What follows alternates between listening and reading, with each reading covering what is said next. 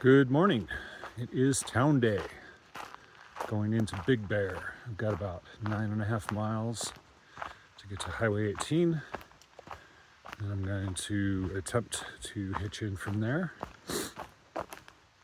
I have a box waiting for me at a hotel because I wasn't sure if I was going to arrive on a Sunday and want to get it from the post office, which would be closed.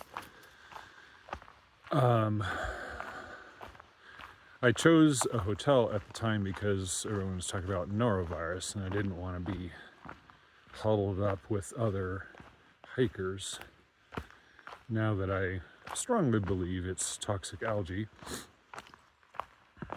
kind of wish that I had a place at a hostel or other place where hikers are congregating, but it is what it is.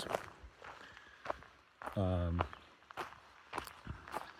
think I have decided to take a 0 day in Big Bear. That was not my original plan. But as Token Civilian keeps reminding me in the YouTube comments, I need to be slow in my roll so I don't hit the Sierra too early. Of course, after the Sierra, I'm sure he'll be in the comments yelling at me to go faster because everything is burning. But that's the nature of a through hike.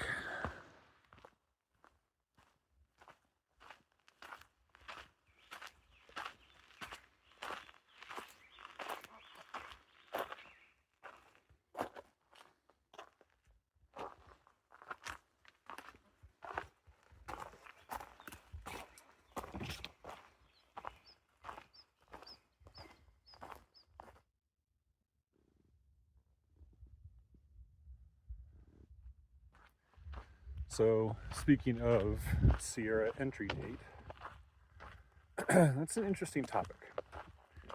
There is no one right answer, there's no perfect answer. It's only a matter of picking the problems you want to deal with and the problems you want to avoid. So you can enter the Sierra very early, like late April, early May, and some people are doing that now.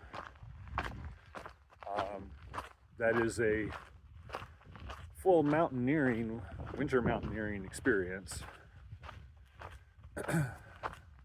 which is very challenging, and you need to be prepared with the experience and equipment for that. The advantage is you don't have to deal with rivers because they're all covered with snow, and it gets you farther north very early, so you can really avoid fires for the most part, which is great. But even after you go through the Sierra that early, you're going to arrive at South Lake Tahoe and still probably have a lot of snow ahead of you. You might end up walking on snow for 500-600 miles, which doesn't sound like very much fun. So that's not really my jam. Then, if you enter the Sierra during the melt, or right before the melt, then you still have a lot of snow on the ground, but it's all soft and mushy and you're post-holing everywhere. And the rivers are running really high and they can be quite dangerous. So that's not super great. And then you could wait until after the melt has begun or really progressed quite a lot, at least in the South Sierra. And that's on a normal year, that's usually around June 15th.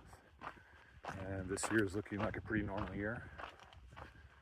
The advantage there is that you're not bashing yourself on mushy snow and huge rivers and all of that I've seen people really just kind of waste themselves on all of those obstacles when they go in too early, and then they're never quite the same again for the rest of the hike. Anyway, if you go in after around June 15th or so, then you avoid a lot of that, which is good. But then when you come out the other side, you're right in the middle of fire season, and you're in the middle of fire season all the way to Canada. So that sucks. So yeah, all of them have their advantages and drawbacks. I am choosing to try to go in after the melt and then just go as fast as I can afterwards and deal with whatever fires as they come.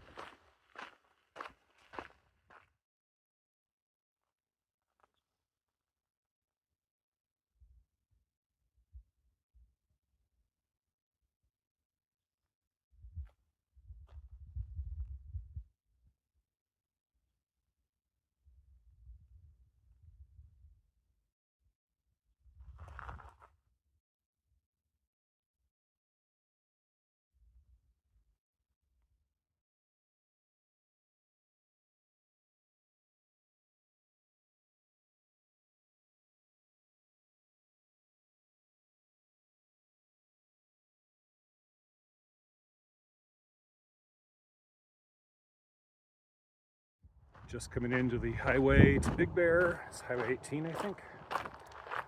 Just got done talking to my mother for Mother's Day. Very pleasant. She got to be kind of backstage for a couple of the last video clips. I would just stop and say, okay, I need 10 seconds, quiet on the set. And then shoot a video with her on the phone. But yeah, it was a great conversation. Love you so much, Mom.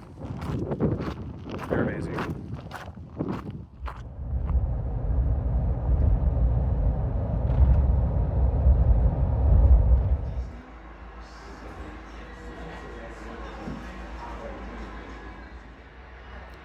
That is a lot of guacamole. I am very happy.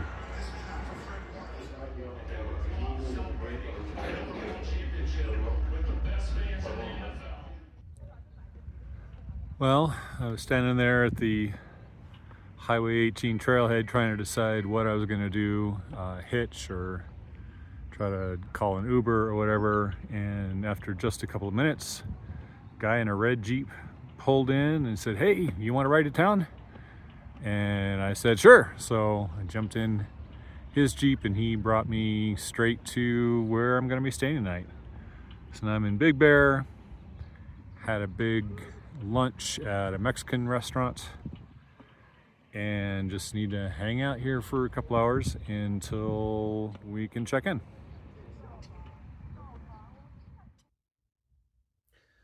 So I'm here at the Robin Hood Resort in one of their cheaper rooms. They give a hiker rate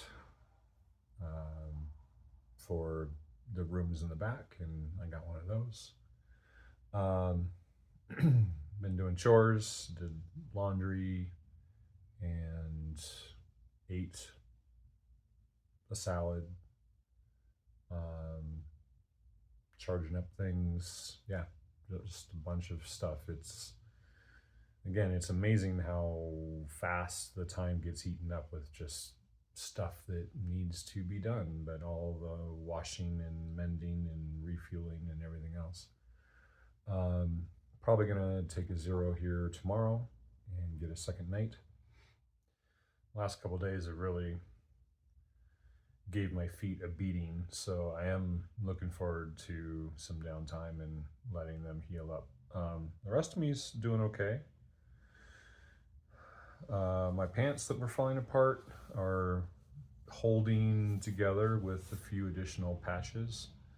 I was supposed to get a box here in Big Bear, and that was kind of a last minute thing, but I was going to have another new pair of pants sent to me, and so then I told Tamara, well, you might as well just throw a bunch of resupply food in there as well.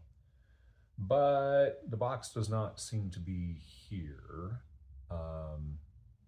And then Tamara's trying to find tracking info, and we'll figure it out. Worst case, I'll go shopping, which was my original plan, and I will continue to patch these pants until they are perhaps more repair tape than original nylon. It'll be like the pants of Theseus. So we'll see how that goes. I didn't really meet anyone new in this section. Big Spoon and No Town are ahead now, or will be tomorrow. They decided to skip the Mission Creek section and come back and do it later because they have family in the area that can help facilitate that. Maybe when whatever the mystery illness is dies down. And Fugitive is still a day behind. And then the people that were around me, well, it was difficult to get to know folks because with the well-founded paranoia about illness, whatever it is, folks aren't really mingling or socializing very much, definitely keeping to themselves or to their already formed little bubbles. So yeah, I'm very much flying solo right now, which is fine. I don't mind that. I passed a milestone today, mile 265, which would be 10% of the trail completed. I think I'm still sort of in the mindset of this is a section hike and I'll be going home soon. I think and hope that once I pass Cajon Pass at mile 346 or whatever it is up there, that it will become more real that I'm actually out here for a very much longer time than I ever have been before. Yeah, still kind of settling into that mentality that, hey, this is a lifestyle for the next several months.